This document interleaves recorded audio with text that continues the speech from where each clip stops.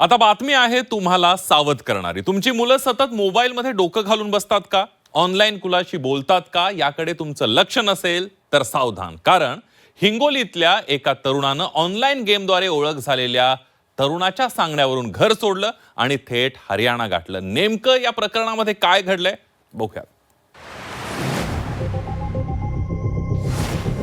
Online game खेळताय, खबरदार।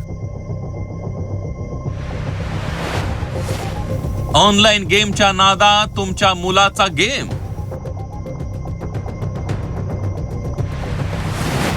गेमच्या नादात हिंगोलीतला तरुण हरियाणात। सध्या तरुण वर्ग मोठ्या प्रमाणावर ऑनलाईन गेमच्या आहारी गेल्याचं दिसतंय। ज्याला पाहावं तो ऑनलाईन गेम खेळण्यात व्यस्त असतो। या ऑनलाईन गेममुळे अनेकांच्या डोक्यावर परिणाम झालाय। ऑनलाईन गेमचं वेड अनेकांच्या जीवावरही बेतलंय। या ऑनलाईन गेमच्या नादात तरुण कोणत्याही थराला जातायत। अशीच एक घटना हिंगोलीमध्ये घडली आहे। हिंगोलीतील या 16 वर्षीय अल्पवयीन मुलाची ऑनलाईन गेम खेळताना एका अनोळखी व्यक्तीशी ओळख झाली। काही दिवस या दोघांमध्ये ऑनलाईन संवादही सुरू होता आणि त्यानंतर पुढे जे झालं ते सगळ्यांनाच धक्का देणारं होतं। ऑनलाईन गेमिंगमुळे तरुणाची अनोळखी व्यक्तीशी भेट झाली। ऑनलाईन गेम मधून पैसे कमावण्याचं तरुणाला आमिष दाखवण्यात आलं। आई वडिलांना न सांगता तरुण थेट हरियाणाकडे निघाला। आई वडिलांकडून मुलगा बेपत्ता झाल्याची तक्रार करण्यात आली। हिंगोली पोलिसांकडून मुलाचा शोध सुरू करण्यात आला। तरुणाच्या मोबाईलचं लोकेशन दिल्ली दिसताच पोलीस दिल्लीला रवाना झाले। हरियाणामधून या अल्पवयीन तरुणाला ताब्यात घेण्यात आलं।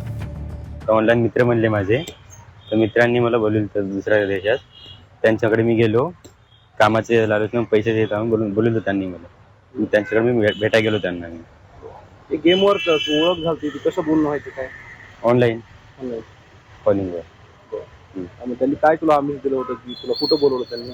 दिल्ली हरियाणा इथं। आपला मुलगा घरी आला नाही, त्याचा मोबाईलही बंद आहे, त्यामुळे पालकांची धावाधाव झाली।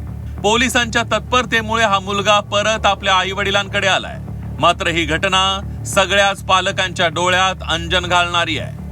माझा मुलगा गेम खेळत होता, त्या गेमच्या पासूनच ते टाइमपास झाला। त्यांनी घरी सांगितलं बी नाही मी चाललो की काही, ते आम्हाला माहिती नाही की त्यानं कुणाला फोन केलता का कुणाला काय केलं ते समोरच्याला, ते आमचा समोरचं माहित नाही काहीच। ते आम्हाला सांगून पण गेला नव्हतं। बरं, मुलगा तुमचा फरार झाला हे कळल्यावर तुम्ही काय केलं? आम्ही पोलिसला आलो संध्याकाळी 6 वाजता। ते 6 वाजता आम्ही कंप्लेंट दिलेली, तर आम्हाला लगेच पोलिसनं तक्रार घेतली। लगेच दुसऱ्या दिवशीच आम्हाला लगेच पोलिसनं सापडून दिला मुलगा आमचा।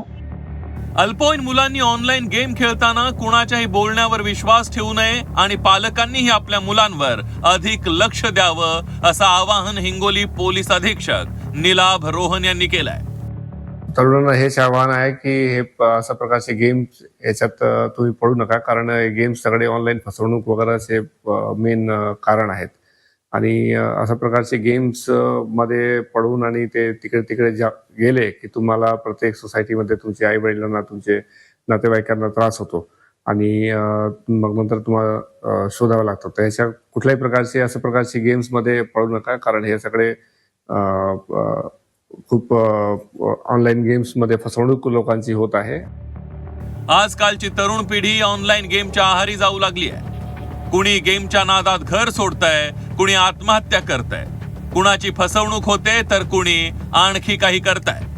या वाढत्या घटनांमुळे आपल्या मुलांवर अधिक लक्ष देण्याची गरज आहे। आपला मुलगा सतत गेम खेळत असेल तर त्याला वेळीच थांबवणं, समजावणं ही आता काळाची गरज बनली आहे। सतीश मोहिते, झी 24 तास, हिंगोली।